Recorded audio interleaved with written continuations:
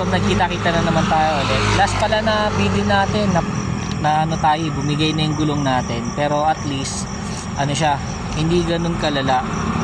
Ano siya nabutas siya, pero hindi ganun kalaki.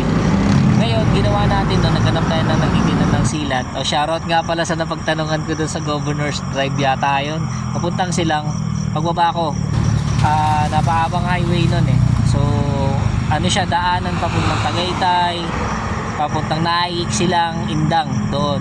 Shoutout doon sa napagtanungan ko. Yung 100 ml na sealant, binibenta sa akin ng ng 200 pesos. Yung nakita niya, tinutulak ko yung eto si Seiyu. Ngayon, ang ginawa ko, nagulat ako kasi parang sinasamantala. Alam mo yun, shoutout sa'yo. Kung mapapanood na to sa video na to, sir, sana wag ganon. Huwag mo samantalahin. Kung nakita mo naman na matagal lang napakahaba na ng tinutulak ng rider, nakita mo daan-dahan na siya kasi malambot na yung gulong niya, wag mo naman samantalahin na parang ikaw lang yung nagtitinda ng ganon. Kaya ginawa ko noon, mga ka-Peace Bam, tinatakbo ko ng daan-dahan si Say hanggang Gentry. So pagdating sa Gentry, nakahanap tayo ng nagtitinda ng sealant kasi marami din naman mga shop doon. Nakabili tayo halagang 100.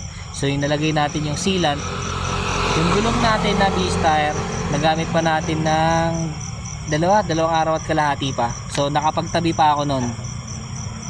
Sinikap ko talaga makapagtabi pa noon para makabili tayo ng gulong. Gusto ko bumili ng second hand, bakit hindi?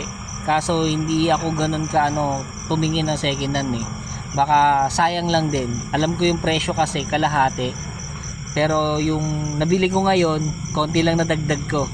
Which is yung gamit natin ay quick tire. At ito yun, quick tire. Papakita ko sa inyo.